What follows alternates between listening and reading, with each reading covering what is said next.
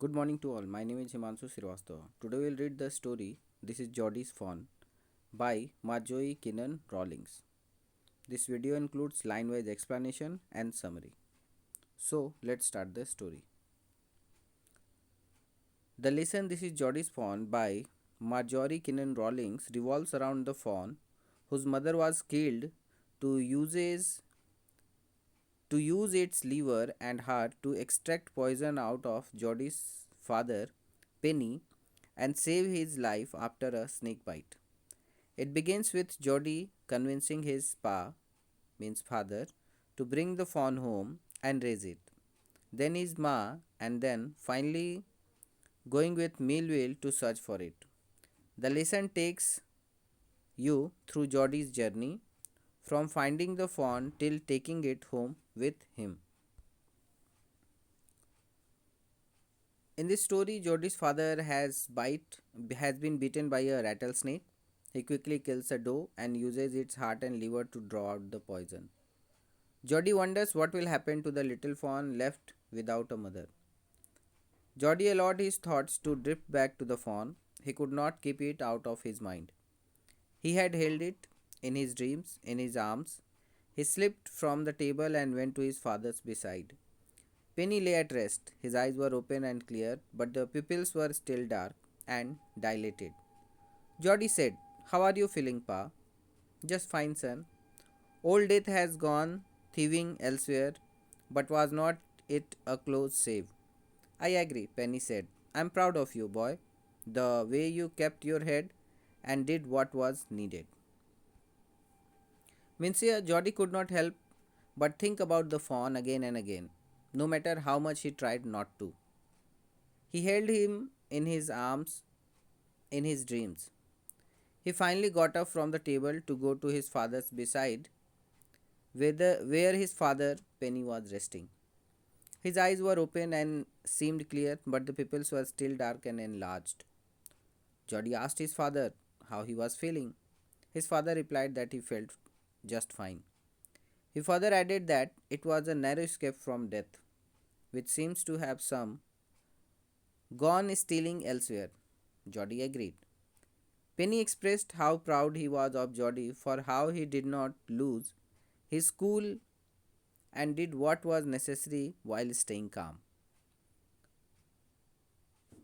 After that, the conversation happens between Jody and his father. He then asks his father if he still remembered the doe and the fawn, to which his father replied that he can never forget about the poor doe that saved his life. Jody expressed his concern regarding the fawn, who might still be out there, hungry and frightened, as he was separated from his mother. His father agreed. Jody further adds that he can take care of him and he does not need to drink milk as he is a grown up boy now. He asked his father if he could go and look out for the fawn.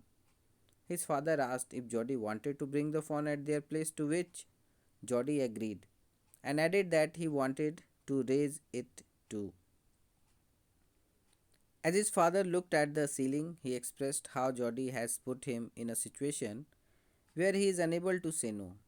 Jody tried to convince him further by pointing out that it would not require a lot of efforts to raise it, and it will soon grow up to eat leaves and acorns. Penny added how Jody was brighter than the boys of his age. Jody mentioned that it was them who took its mother, and now it will suffer because of them, even though it is not to be blamed. His father expressed how ungrateful it would be to let him starve. To let him means to let the fawn starve in the forest. Penny could not say no to Jody as he had lost all hope of living to see another day. "Can I ride back with Millville and see if I can find it?" "Tell your ma I said you can go." Jody asked his father if he could ride back with Millville to try and find the fawn. His father agreed and told Jody to convey to his mom that he has given him the required permission. After that, he went to his mother and did conversation with mother, seeks permission. Jody went back to the table in a manner to avoid getting noticed. He told his mother, while she poured coffee for everyone, that his father has given him permission to bring the phone. On hearing this, she paused and held the coffee pot in the air and asked, "Which fawn is he talking about?" Jody informs her that he intends on bringing the fawn that belonged to the doe they killed to save his father's life. He further explained that they used doe's liver to extract poison to save his father. She heaved a sigh as she said that he can bring him home out of pure compassion. Jody told her that his father thinks it would be ungrateful and unappreciative of them to let the fawn starve. Dr. Wilson kept his view forward by agreeing with what Jody and his father said. He thought both of them were right. He further added that there is nothing you can get from the world for free. Millville volunteered to give Jody a ride and help him find the fawn. On hearing all this, Jody's mother felt helpless as she sat down. Even though she was not in favor of it, she knew they were right and thus agreed if Jody would give the fawn his share of milk, as they had nothing else to feed it. Then Jody did ask his mother, and finally her mother agreed. His mother agreed. Millville asked Jody to come along and said that they needed to go. Jody's mother, Baxter, quite uneasily asked for reassurance that he will not be gone for long. Jody replied that he would be back before dinner. Millville climbed his horse and helped Jody sit behind him. Jody asked Millville if he thinks the fawn would still be there and if he will help Jody in finding him. Millville assured him that they would find the fawn if it was alive. However, he asked Jody how he knew it was a male. Jody told Millville that he is sure because his spots were all in a line. His father had told him that a doe fawn or a female deer has spots in different directions. Jody gave himself over to thoughts of the fawn, then passed the abundant clearing. He said, "Cut to the north, Millville. It was up here that Pa got beaten by the snake and killed the doe, and I saw the fawn." Suddenly, Jody was unwilling to have Millville with him. If the fawn was dead or could not be found, he could not have his disappointment seen. And if the fawn was there, the meeting would be so lovely and so secret that he could not endure to share. So Jody engaged himself in thinking about the fawn. They crossed a deserted piece of land in the forest. Jody gave directions as he told Millville to turn towards the north where Penny got beaten by a snake. He had killed the doe and seen the fawn there only. All of a sudden, Jody became unwilling to be with Millville. He wondered if the fawn was dead or could not be found. He did not want Millville to see his disappointment. So, he thought that on the other hand, if he would find the fawn, the meeting will be so lovely and personal that he could not bring himself to share it. Means he did not want to share that meeting. He said, "It's not far now, but the scrub is very thick for a horse. I can make it on foot. But I'm afraid to leave you, boy. Suppose you got lost or got bitten by the snake too. I'll take care. It might take me a long time to find the fawn if he is wandered. Leave me off right here. All right, but you take it easy now. You know, north here and east, there and there, that tall pine makes a bearing. So long. So long, Millville. I'm obliged." Jody told Millville that the point where he saw the fawn is not very far now. Jody suggested that he would go on by foot as the scrubs ahead are very thick for a horse. Millville was afraid to leave Jody alone, as what would happen if he got lost or bitten by a snake too. Jody assures him that he will handle it and also that it might take a while for him to find the fawn in case he is wandered further. He told Millville to leave him nearby. Millville follows his direction and advises him to take it easy. He asked Jody if he is aware where the north and east was. Jody told him by pointing out the directions that he knows and that the tall pine acts as a compass that helps in identifying directions. Millville remarks that the pine is so long, to which Jody agrees and expresses his gratefulness. So he waited for the sound of the hoops to end, then cut to the right. The scrub was still. Only his own crackling of twigs sounded across the silence. He wondered for an instant if he had mistaken his direction. Then a buzzard rose in front of him and flapped into the air. He came into the clearing under the oaks. Buzzards, they are birds, sat in a circle around the carcass of the doe. They turned their heads on their long, scrawny necks and hissed at him. He threw his buff at them and they flew into an adjacent tree. The sand showed large cat prints, but the big cats killed fresh and they had left the doe to the carrion birds. Jody separated the grass from the place where he saw the fawn the previous day. He could not believe it had just been a day. The fawn was not at that place. Jody searched the abundant land, but there was no sign and sound of one. On the other hand, the buzzards made sound with their wings out of desperation to resume what they were doing. Actually, buzzards were birds, those who were eating the dead body of the doe.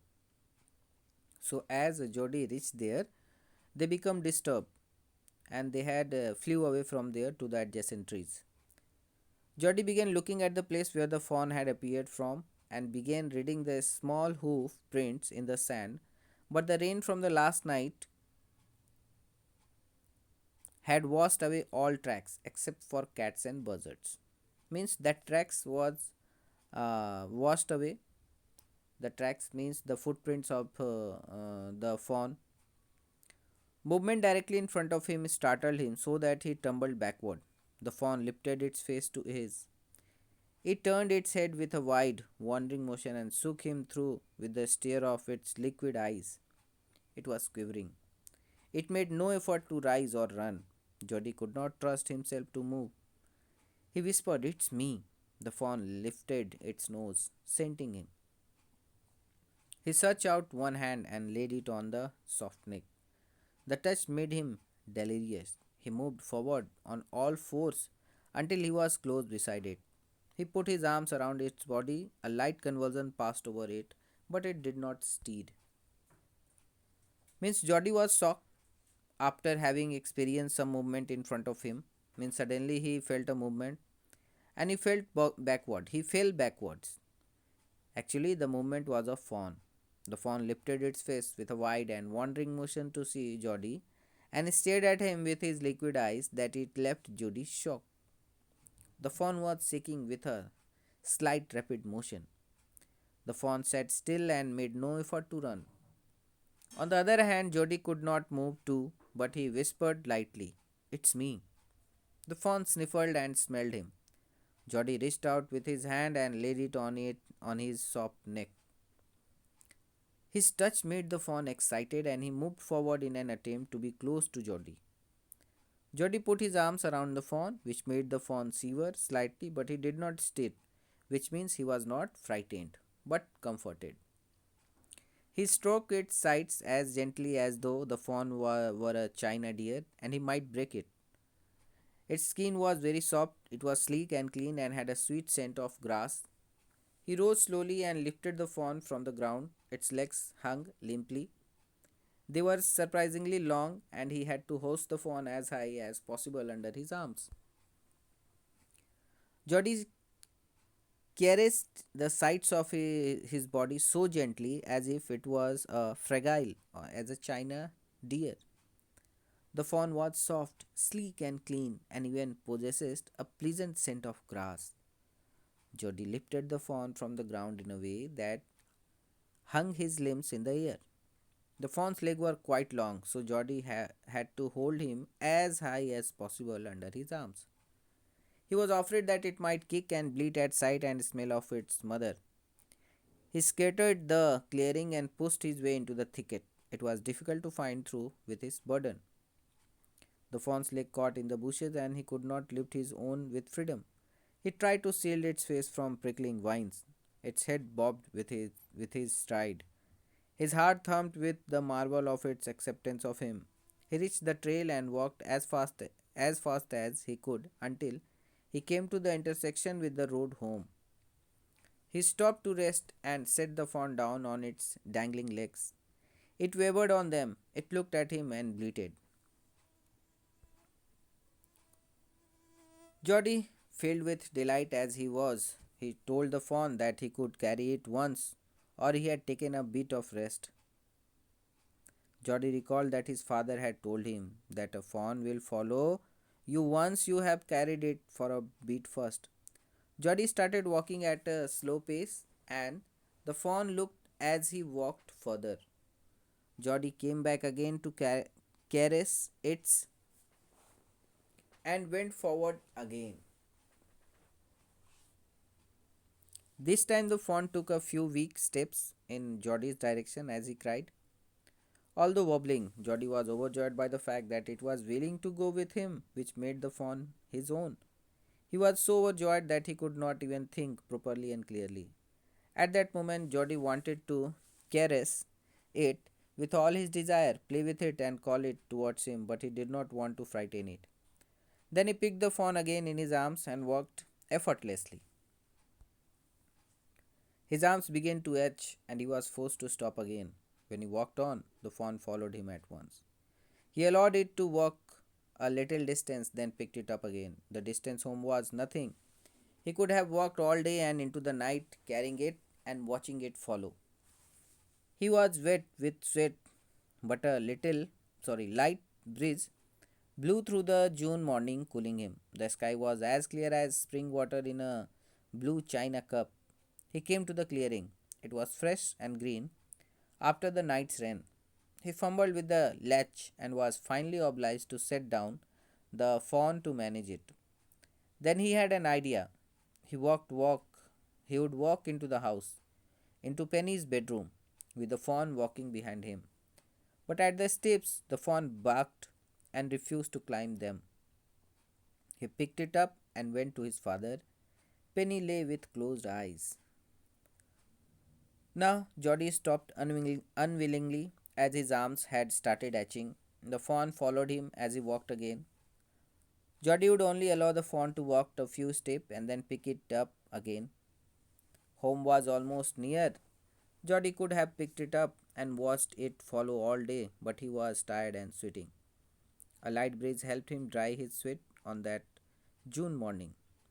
The sky was so clear that it had been compared to spring water in a blue china cup.